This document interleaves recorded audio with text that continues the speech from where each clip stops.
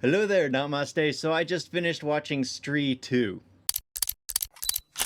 The town of Chanderi is being haunted again.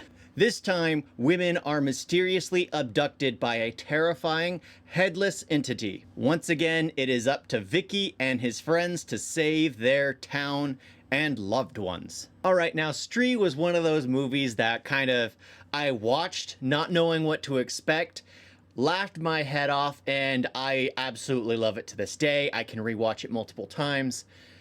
Stree 2 is a little different for me. I had fun watching this movie. However, unlike the first one, which had a lot of mysteries, a lot of interesting twists and turns and comedic moments, this one seemed a little more forced. It felt like everything that you saw, it was pushed there. I like the joke that once you get rid of one thing, like when you correct an evil, another evil can swoop in. I liked that concept, but there is like one scene at the beginning where they show like a statue and what happened to Stree and her origin story, and she dies in front of her child, and immediately I'm like, I know who that kid is. I know who that kid is.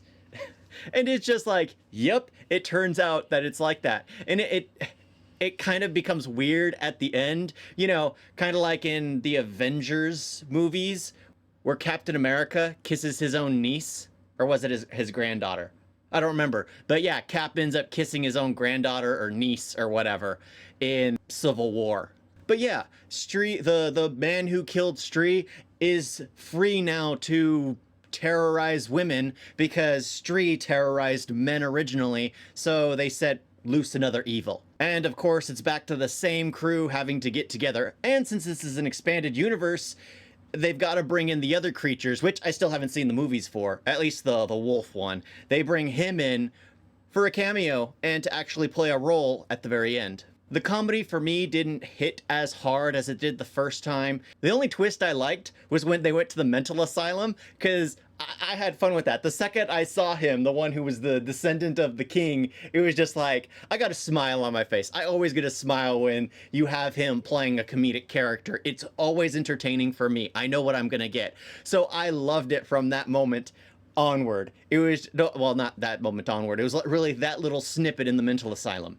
But other than that, I had a few laughs. I was entertained, but in the end, the film didn't hit as hard as the first one because I guess I know what I was getting into. I haven't seen the other films that are kind of piggybacking on the success of Stree and that are being introduced in Stree 2.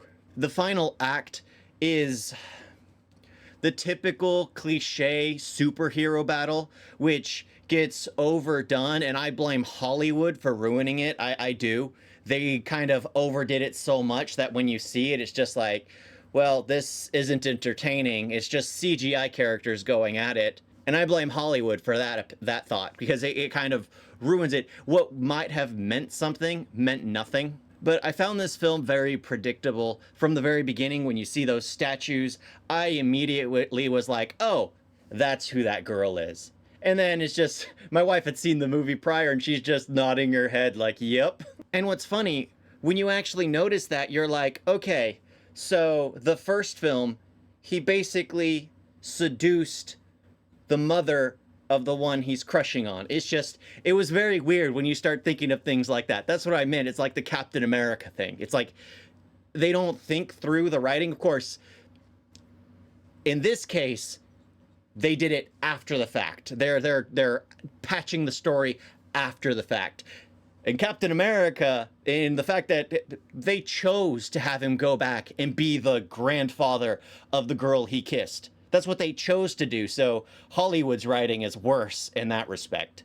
When you write something after the fact to kind of just fill the void, I think I'm okay with it because you're just patching it, but when you completely negate a story arc from beginning and just make it incest, it's just weird.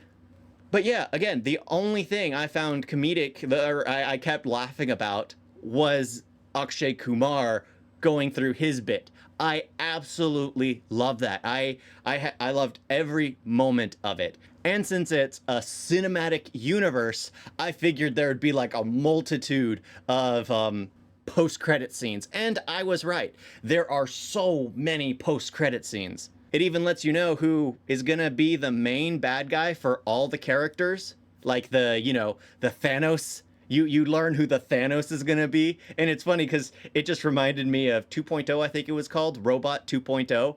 And it's just like, okay, I didn't see that film, but it's like, you got to play the villain at least a few times. But I don't want to lie, I had fun watching the movie, but I don't think I could ever go back and rewatch it. I mean, I want to see the others in the cinematic universe, but for me, Stree is like the epitome of comedic horror gold, because you don't know what's going on entirely. In this film, they show you a few scary scenes in the first 10 minutes, but when you show too much, it's no longer scary. In Stree, they balance the horror and comedy pretty well throughout. In Stree 2, they show the horror all up front in the beginning. The headless man, all that stuff, that when it pops up later, you don't care anymore. It's just like, okay. Because it no longer holds any tension, because you saw it all in the first 10 minutes. And there's nothing wrong with that, because they were trying to go for comedy. My problem is, it didn't have as much comedy as the first one, because you know the character's story. You know all the stories. It's just any of the twists that come in, you don't care for. The only twist for me, again, was Akshay Kumar. That was it. I mean, a few of the jokes worked, because there was the innuendo his father gave him at the very beginning when he's giving him money to go find a woman to have his first time, and he's basically like telling his father that his father taught him how to basically please himself. It's all that stuff. It's very weird and raunchy. They have a lot of that there, and you can laugh for the first few bits of it, but when it's done too much, it's just overdone. And when he's pulled away by all the ladies of the night, and he's basically marched into their territory, and then they basically blame him for everything because he got rid of Stree. Stree would make all the men depressed, and the men would seek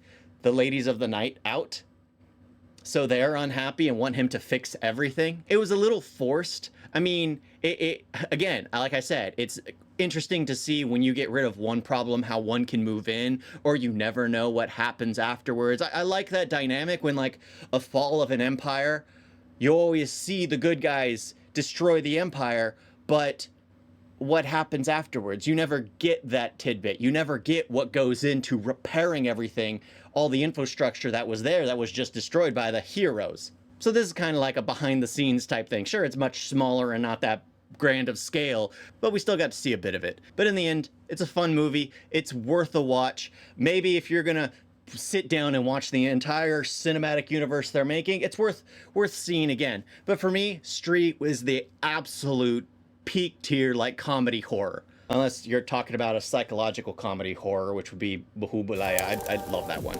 I laughed to this day nonstop. Thank you all for watching. Talk to you next time. Toodles!